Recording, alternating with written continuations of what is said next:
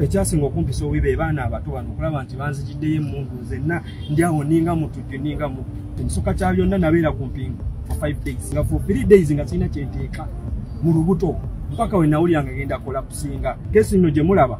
bino byonna si ebyambuuzibwa kozi waliwo vidiyo ze bandaganga ne bagamba oli munnamawulire olyoka olwanirira abamawulire nti bakubibwa ebitongole ebyokwerinda byembi obukakulizo bwe bamutaddeko nga bukakkali nnyo kimenya amateeka kityobola eddembe ly'obuntu n'ebirala bwe bityo kye twagala okubalaga tukyalina obudde bateekawo akantu kaabwe ka ATM machine akayite bwe ntyo okusobola okusolerezaamu bannayuganda ssente ez'ekimpatiira.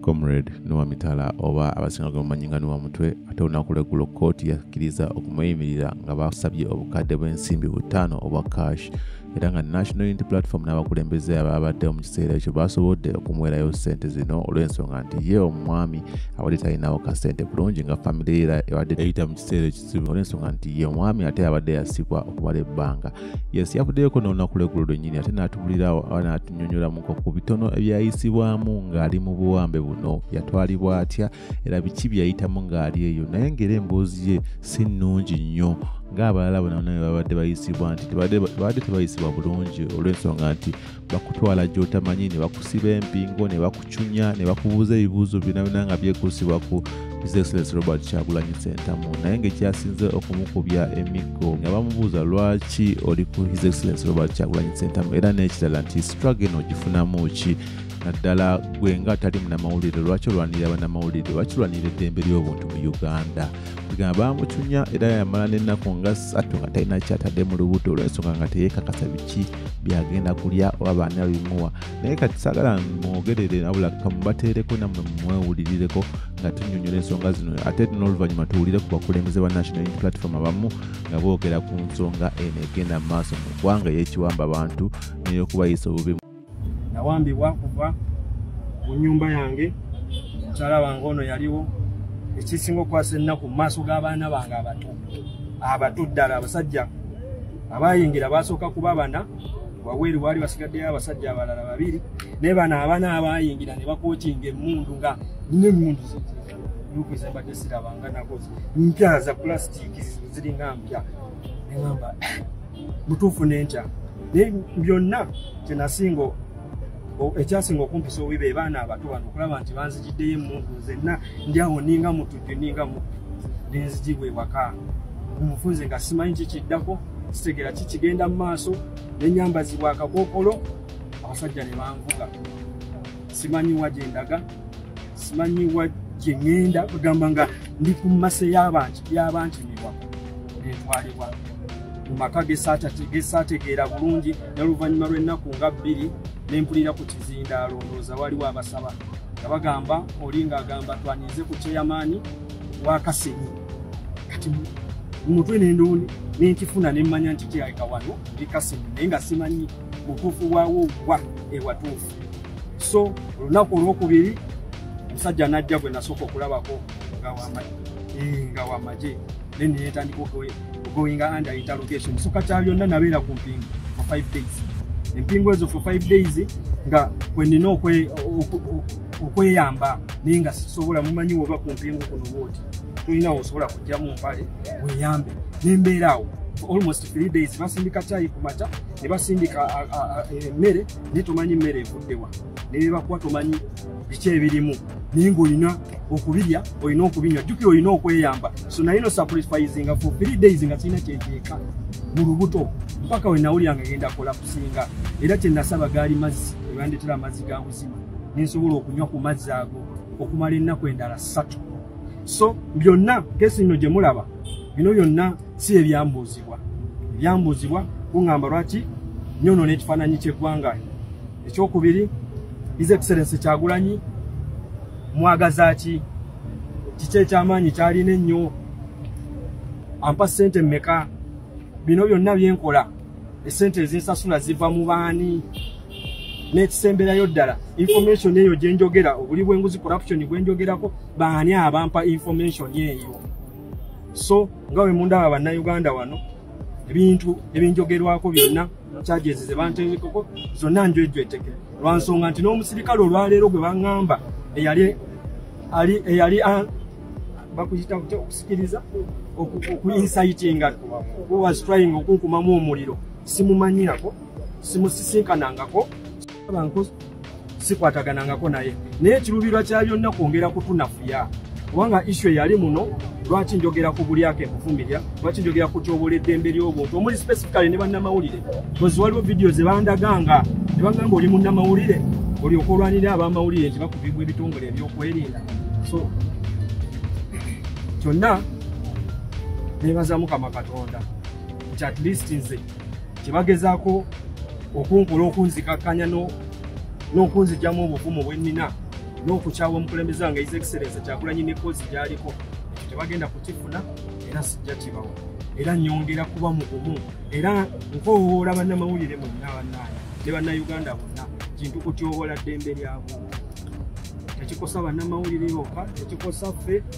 abamu bagamba nti tuli mu byabufuzi nedda kikosa bannayuganda fenna so mulimu gwaffe okulwanirira oba okuvumirira okutyobola eddembe ly'obuntu era amakakasa sijja kwogera bingi nnyo katulinde kkooti egenda mu maaso naye sirina musango kuba n'ebinfunwana sirina nekifuna kimu kyenakola bulijjo kyetuwanirira tumaze ne tukituukako ebyembi obukakulizo bwe bamutaddeko nga bukakkali nnyo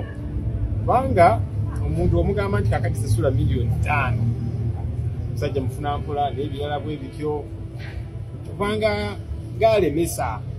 obwenkanya kituyita justice nina omukugamba nti kati cash miliyoni 5 kiba tekyetaagisa okay n'owamutwe yesi tuyinza okiwasaganya ne tukifuna kati ate abantu abalala abantu ba bulijjo batalina obaoliawo abanaabayambako naki so ebintu bino ze mukulaba okwange kati njugirira nga looye tekyetaagisa kooti okubeera enkakkali nnyo kakati sasula zino sente empitirivu naki bo kati oba ogambe omuntu ono katunte kakaluka kooti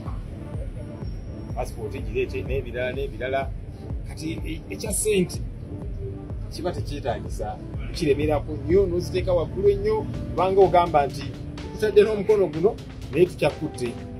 ne guno naye kirungi nti ateereddwa natubikozeeko era agenda kufuna agenda kuteeba olunaku lwaleero emisango n'omutwe egyamukwasa baba bamukwata ne bamuyoola ne bamuwamba buwambi ne bamuteekako emisango mbu egy'okwogera kalebule mwami Museveni mutabani we Muhoozi n'abakulembeze abalala nti era nti waliwo yali amukumamu omuliro agenda abakoleko ekikyamu bwe bityo ne ŋŋamba kale bw'obanga oteebereza nti n'owamutwe yazza emisango gino ayogera kalebule bakulembeze ensangi zino ate abakulembeze ne balumiriza nti n'owamutwe n'abalala bazze basiba abantu bangi nnyo nga babakwata kubanga agende kalebule avumye omukulembeze ono naki bali eyo bavundira mu makomera naye ate abakulembeze abamu be bagamba nti bavumye Muhoozi buli kanaku kati kyafuuka nga kivu buli kanaku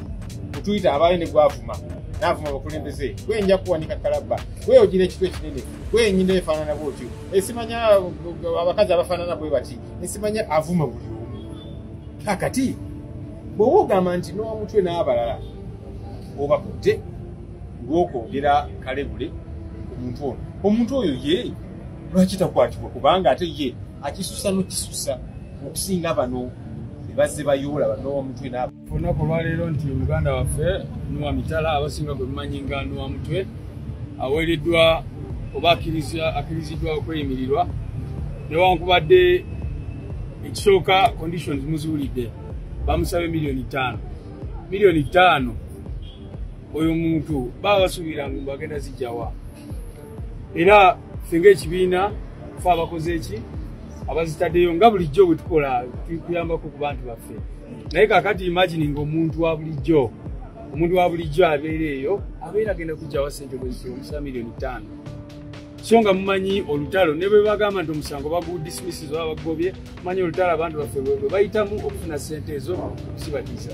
so ekyo tukivumirira nnyo n'ekirala nti ensonga ene tutobudde bungi nnyo ekyalibadde bwe kityo naye ogenda kwesanga nga abantu baffe bangi nnyo babeereyo ne bakandalira mu makomera ate bawewa bbeeyiru kyetulowooza nti kimenya amateeka kityobola eddembe ly'obuntu n'ebirala bwe bityo. Muganda waffe oyo nga bwe mmanyi talina musango gumusibya byonna obiwulira mbusimanyi omupoliisi twine yamwisaitinga kati yukani imagine bwe yamwisaitinga mbu akwate peva agikube Mwami Museveni kati eyo gyemisango gya kikaki gyosibira omuntu ebbanga eryo lyonna lyonna. So ekyo tukivumirira naye n'ekirala kankozese guno omukisa okwogera ku bantu baffe abalala abali mu makomera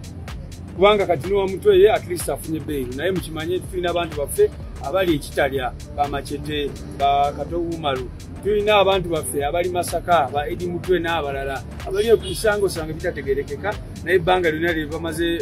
mukomera muliraba era gye muvuddeko nga bakansi bajja bagamba batuwadde date eyaba ab'e Masaka ne bagamba bagenda kukomawo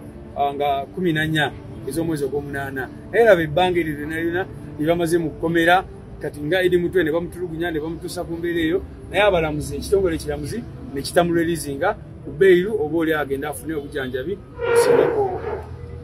So we are glad that our brother Noah Mutwe has been documents okulaba nti tumugjayo naye conditions zebatuwadde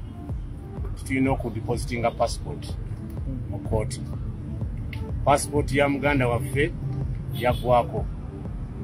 naye mu mateeka kasita omulamuzi amala okuwa condition aba alina ye kennyini okuddamu n'atuula netula mu chambers n'avalinga condition eyo gy'ataddewo. So katuli in touch kulaba nti kooti evalinga position eyo olwa ebivudde ebipya ebiraga nti no passport gyemusaba teriiwo. So mugenda kuyalinga alina okuddayo ensala ye oba ensalawo ye ku nsonga y'okulaba nti nno passport tugiteekayo mu kooti agikyusaamu. Bw'amala ogikyusaamu awo tusobola okuva wano naye nga tekinaba kubeerawo ekyo tusobola kuvaayo kati mu kkomera naye nga tujja kuvaayo. Kyetwagala okubalaga tukyalina obudde wano but processinga release papers. Just katwetololemu tugenda mujjawo tugenda kuba in touch tugenda komawo naye nga bino byabiwedde kulembeze ekitero tutawaanyi kya ssente bakikoleddewo ye condition etera okukola ki obukadde 5 akulembeze babusasudde era ekyo kyo at least so tusigaza akakagulizo kamwe bulaba bonna buwedde. Sookera ddala judiciary ya Uganda yayonooneka bateekawo akantu kaabwe ka ATM machine akayite bwentyo okusobola okusololeza mu bannayuganda ssente ez'ekimpatiira n'okubabbiramu ekisinga obulungi. Abakimanyi obulungi zino bail za cash n'omusango bwe guggwa balina ozikuddiza naye teri era akkubidde essimu n'agamba jangu ono ne ssente zo okujjako ng'okitegedde olina okuba ng'osomeseddwa nnyo. Ekyokubiri bamutaddeko obukwakulizo obumalako eddembe lye ery'obuntu. Bannange eddembe ly'obuntu Mukama Katonda yaligaba terigabwa muntu yenna ate ne constitution ya Uganda naye egaba eddembe eryo. So njagala kusaba busabi judiciary yaffe yeddeko ekolenge ebintu ebitaziweebwa.